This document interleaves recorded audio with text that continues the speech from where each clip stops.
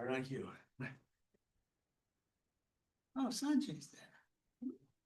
Remote from Brazil. Did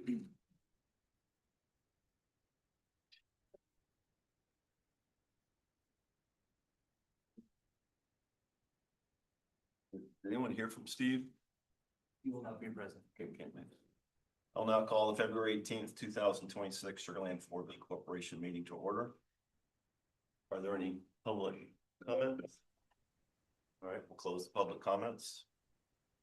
We'll now move on to the next item, consideration and action on the approval of the minutes for the November 19th, 2025 meeting and the December 17th, 2025 and the January 21st, 2026 joint SL4B Corporation, SL Development Corporation meetings. Does anyone have any correction? Accept. Second. All in favor? Minutes accepted. Abdul. Thanks. All right, well, now move on to the next item, public hearing. Review and hear all persons desiring to be heard on the performance agreement between SL4B Corporation, Clutton LLC, DBA United Defense Tactical, and Greyhound First Colony LP. And Jonathan will lead the. Howdy, Board of Directors. I'd like to first introduce Mr. Asif Daya. He's sitting here in the back. Would you like to stand up and introduce yourself? Good afternoon, everyone. My name is Asif Daya, the owner of Clutton LLC, doing business as United Defense Tactical Sugarland. We'll be located at 3337 Highway 6, right on the corner of Highway 6 and Williams Trace. I really appreciate you all giving me this opportunity to be here today, and I'm open to answering any questions you have about it. Today I'll be presenting a retail refresh grant application. You may recall that in October of 2025, you as the Board of Directors approved this grant program.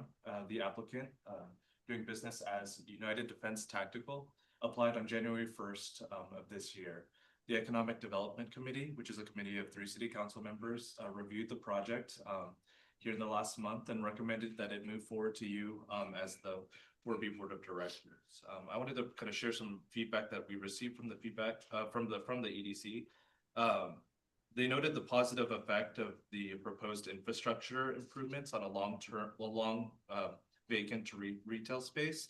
And they also commented that the proposed project is a new retail concept that's not currently available in the city. And so I'll talk more about the project here shortly. Just a quick refresher on the program goals. You might recall that we repurposed the commercial revitalization grant program to allow for more unique retail projects here in the city.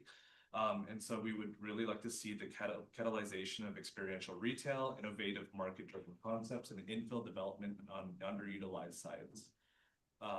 Project proposal criteria for individual retailers needs to include a infrastructure component that will develop or promote new or expanded business enterprises. And so that those infrastructure elements should include some sort of sewer utilities, electric utility improvements, gas utilities, drainage site improvements, and related improvements, which this project does include. Now more about the applicant. United Defense Tactical operates training facilities across several states through a franchise model, allowing local owners to open training facilities under the brand's proprietary training system. Their mission is to empower individuals to respond confidently and effectively to dangerous situations by teaching practical firearm handling, tactical decision-making, and self-defense skills grounded in realistic scenarios rather than static range drills. United Defense is Tactical's business operates on a membership model, and it features a proprietary simulator-based firearms training, so no live rounds involved with this business, and self-defense curriculum for both civilians and professionals alike. Their target audience includes civilians of all experience levels and professionals as well, with courses covering de-escalation and avoidance strategies. We reviewed this application with our business development team, and there was concurrence that this proposed project is fits under the experiential retail and new concept that addresses identified retail market gaps, part of this program. More on that here in a second. About the project site, this project will be located at 3337 Highway 6. It's approximately 7,040 square feet of retail. It's an end cap space next to Specs on the south part of Highway 6 here in Sugar Land. The space has been vacant for 6 years. It was previously leased out by a flooring company, hence the interesting floor situation right here in the pictures. The center was built in 1994 and is designated a neighborhood activity center in our land use plan. And also to note, the applicant has already signed a lease in late 2025. I have here a kind of, just realized my video is not going to work, but here's the layout of the proposed build out. You can see there's 3 simulator rooms right here with their proprietary firearms training based kind of system. They have a multi-purpose room, more for training, a range room, break room, and then sales and lobby up front. So a really unique concept right here. The build out includes new walls, paint, and finishes, and the 4B qualifying infrastructure improvements that they're proposing to do include the installation of higher capacity plumbing systems, the upgrading of the existing bathroom, electrical upgrades for the facility, as well as the installation of interior lighting. The total build out cost is approximately $330,000 and requested from the 4B is 18%, about $60,033.90. The reason for this amount for $60,000, these are the 4B eligible infrastructure costs. So these $60,000 is the plumbing system, the bathroom upgrades, electrical, those infrastructure costs that the 4B can legally be funded. And so the total build out cost, which includes all the walls and everything else related to build out, that's the remaining 82% part of that 330 right there. Now I asked the applicant, he already signed the lease. What would this project look like if you did not get approved for grant funding through the 4B? And so I copied and pasted his response right here. Without 4B funding, the project would proceed with a reduced scope, and the following items would not be completed as part of the initial build out. So you would see less on the infrastructure kind of side, having to cut costs. So the restroom facilities would remain single occupancy, The plumbing systems would be sized only for baseline demand. Electrical work would be more limited without added capacity and flexibility, cutting on interior lighting, as well as other infrastructure kind of upgrades that the applicant is wanting to do. So this is why they are applying for this funding. As in terms of estimated economic impacts, just the forecasting according to the applicant, forecasts from about 800,000 to 900,000 in annual revenue for 2027. It should be noted, and this was noted at the Economic Development Committee as well, that these membership fees are not subject to sales tax due to it being educational and based, but taxable product sales are expected to be about 10 to 15% of those total sales. The applicant expects 200 members by the end of 2026 and then 350 members by the end of 2026. The terms of the performance agreement include the following. It would be a performance agreement between the SL4B Corporation, Schlatten LLC, who's the applicant doing business as United Defense Tactical, and then the landlord, who is Greyhound First Colony LP. Construction must start within 6 months of the agreement being executed, and then must be completed within 1 year of the date of the notice to proceed being issued to the contractor. And then after the completion of the project, the applicant must submit a complete reimbursement package to the city, showing that $330K was spent for the design and construction of the project, including $60,000 approximately in qualifying improvements in order to be eligible for the reimbursement incentive. And then there's also a requirement for the applicant to create and maintain at least 5 employees during the term of the agreement. In terms of their timeline and proposed next steps, the performance agreement that's here to you as the SL4B board for approval. They would then apply for city permits and begin construction later this month or in March of 2026, and then complete construction sometime as early as summer of 2026. I also have a slide here on the currently approved projects. These are the projects that are approved under the Retail Refresh Grant Program for fiscal year with money allocated in fiscal year 2026. One thing I forgot to mention is if approved, the $60,000 and $33 for this project would be allocated out of reserve for opportunities, just like the rest of these projects up here. In front of you is a monthly financial statement, which has the reserve for opportunities kind of highlighted, plenty of capacity right there. And then so far, in terms of 4B funding committed to these three projects, it's approximately $148,000. So you as the board, whenever we approved this program into policy, gave the direction for no more than $500,000 to be utilized for incentives for the retail refreshment program. So with that, the staff, the recommended action is the staff recommends that the SL4B hold a public hearing and approve this performance agreement. So happy to take questions at this. We'll open it up to any public comments.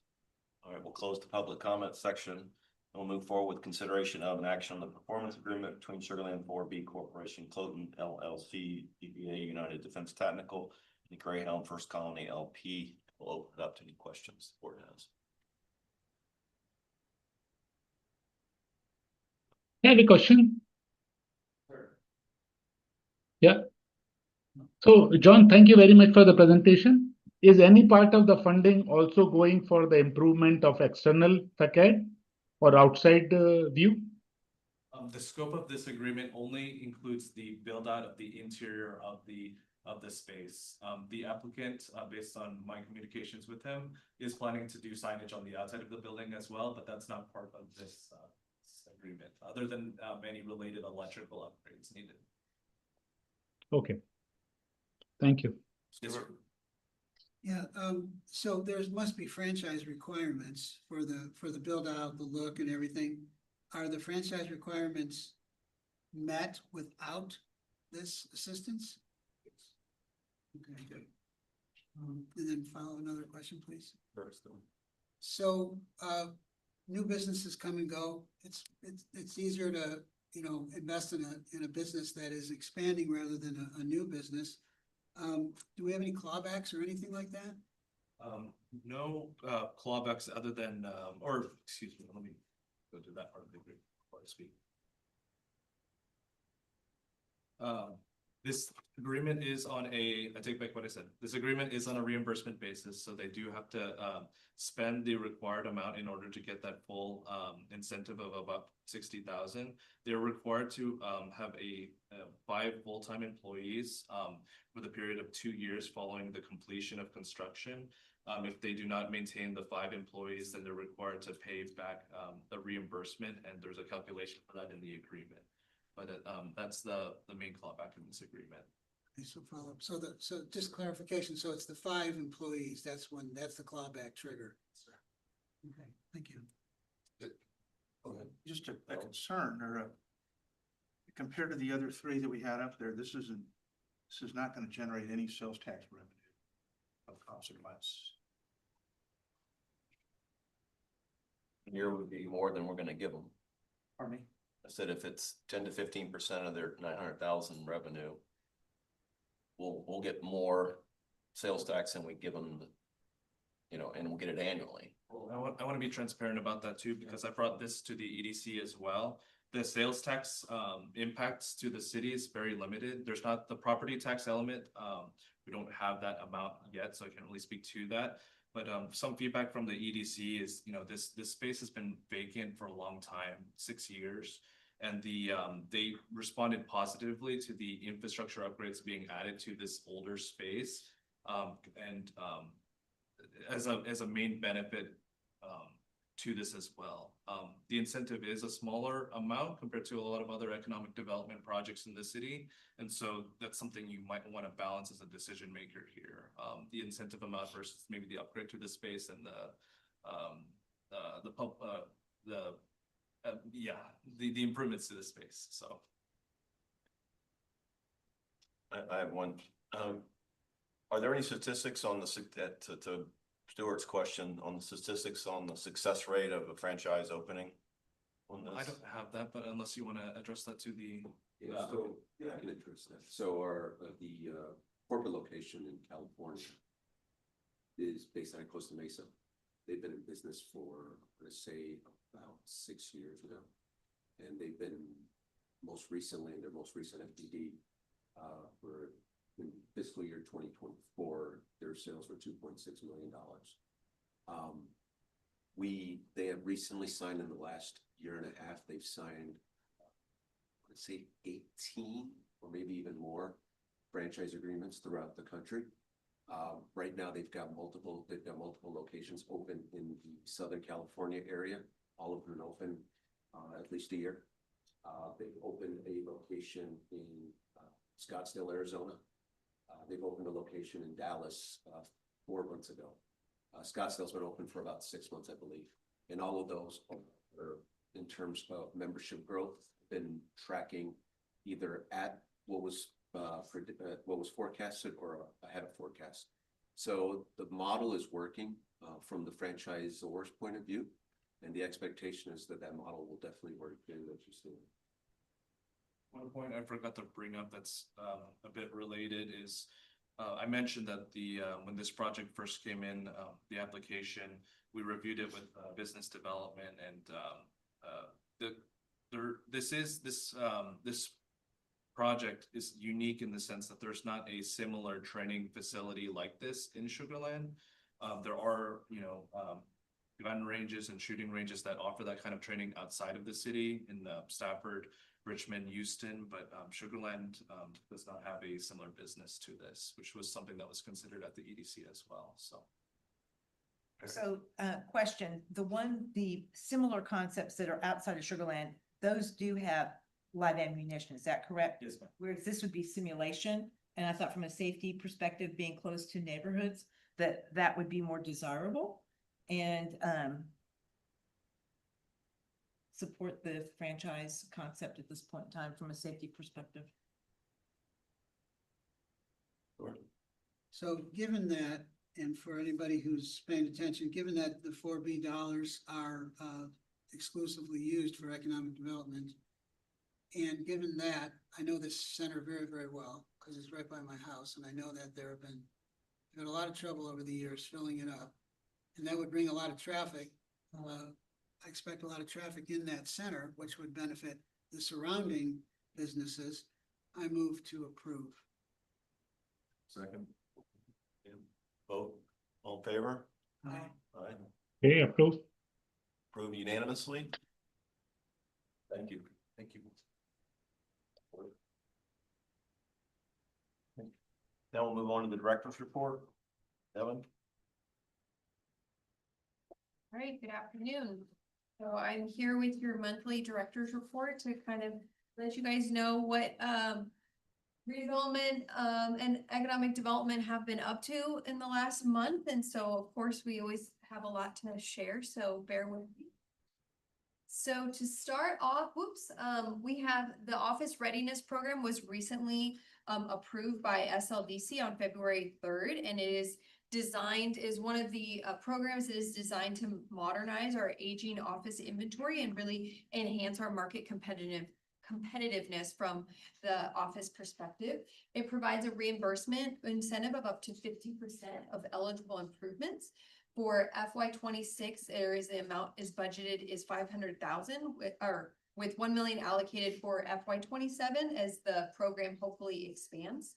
And so this is just part of that initiative to really not only be able to reinvest in our existing product that we have in the office market, but kind of bring it into today's standards in terms of amenities and other improvements to really maintain our high quality office users. All right, there was also a couple of groundbreaking or retention visits this last month. So city leadership attended a business retention visit at Fraser's new headquarters on Gillingham Lane in the business park. The visit really reinforced the city's investment incentive partnership with Fraser They toured the 150,000 square foot facility and observed advanced robotics and modern production equipment. And this new facility has allowed Fraser to double their production capacity and continue expanding their operations locally. And then city leadership also participated in the groundbreaking of AOI's 210,000 square foot facility expansion also in the business park. This will result in 500 new jobs and roughly 300 million in capital investment into Sugar Land. This has been a big win for Sugar Land economic development this year. And the project is supported through a $2 million incentive from the Sugar Land Development Corporation, or the 4A Corporation, and really has strengthened our position on the advanced manufacturing and the growth in the semiconductor industry. All right, so we had a big group attend the basic economic development course put on through TEACS, but also with TEDC, and Mary was one of the attendees. So you'll see our big group there. The nice benefit was it was hosted locally in Houston, so it made it easy for folks to attend. I attended many years ago. It is like drinking from a fire hose, but a really kind of great course through the whole week of every aspect of economic development. And also you have a great opportunity to be able to engage with other economic development professionals or board members or other stakeholders throughout the state of Texas. And so a lot of practical knowledge, tools, and other case studies are learned in this kind of intensive week of learning. All right, for redevelopment, we have, the city council did adopt our vision statement for the redevelopment of the Imperial Historic District, an authentically Sugar Land district designed for our future, the our being very on purpose, our community, our people.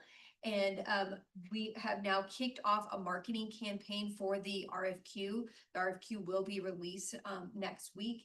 And we have partnered with BizNow in February and March to really target and advertise the RFQ to qualified development and real estate professionals, so we can really get the word out there nationwide about this request for qualifications and our project. And this is being done through targeted social media and online display advertising to really drive people to the landing page and get the interest to respond to the RFQ. And we're doing this, there's going to be several weeks for people to respond to the RFQ, but getting that information out now so that they can also at least familiarize themselves with all the information that we have on our project webpage, which is very robust as well. So you can continue to follow us on all of our social stuff as well as the project webpage for all the latest updated information. And then we wanted to kind of dive into an update on Lake Point. We've really had some exciting, progress. So last spring was when all the approvals were done for the Lake Point project to be Lake Point Green, to completely changing a 1980s corporate campus into a very livable, walkable community that is going to be part of the overall development that is already existing there with a lot of amazing natural amenities. But demolition is well underway. If anybody has driven, you don't even need to drive in there to see that demolition is well underway. And so things are progressing. Demo is about 50% complete. And then we had one of our pre-development meetings today. We were working with Centerpoint on some preliminary designs for getting the electrical into that site, as well as beginning some of the platting and site planning process. So the development stuff that happens behind the scenes that people don't know about, but that gets it ready for actually starting construction. So we do expect demo to be complete this May, and hopefully construction will stay on schedule for summer 2026. All right, and then we had a fun day last week where Frank Liu with Love It for the Lake Point Green Project and myself, and then Peter Merwin there, formerly with Ginsler, were kind of they called it a fireside chat at the BizNow's Master Plan Communities event. And so we had a really great time talking about what's coming up for Lake Point Green, kind of what was the result of this public-private partnership that we were able to put together last year. And as well as there was other engaging panels as part of that as well, but really got a lot of we had a fun time, but a lot of great information and a lot of great connections as well. All right, and then kind of highlighting some of the industry thought leadership that we have going on. So Jessica Hubble was selected as one of 20 women to participate in a six session Amplify Women program through the Urban Land Institute. And the course is designed to support women in elevating their success, developing skills and confidence in those leadership positions. And she is just on this continuous mission of growing professionally and personally. And so we're really excited for her in this opportunity to engage and connect with other leaders in the development and real estate industry. And then also Alba Johnson and Jessica, again, were invited by our partners, UH at Sugar Land and the Fort Bend Chamber, to participate in a career ready workshop to really offer participants a hands-on workshop on how some of those soft skills when you get into the work world, and focusing on what that networking and how working with your peers can happen. And so it was a great Saturday that they got to spend with the students, and a lot of great information was shared all around. And so with that, our monthly reminder to stay engaged. We've got a lot of great information that's always going out on our LinkedIn. So if you haven't signed up or followed by now, I don't know, we'll think of something, but anyways, thank you. And that's the end of my report. Thank you. Mr. President, is it permissible for me to share some information? Shay, am I allowed to share information or no? No, okay. Okay. After. May I motion to adjourn? Motion to adjourn. Second. Adjourn. All right, meeting adjourned. Thank you. So I was at that meeting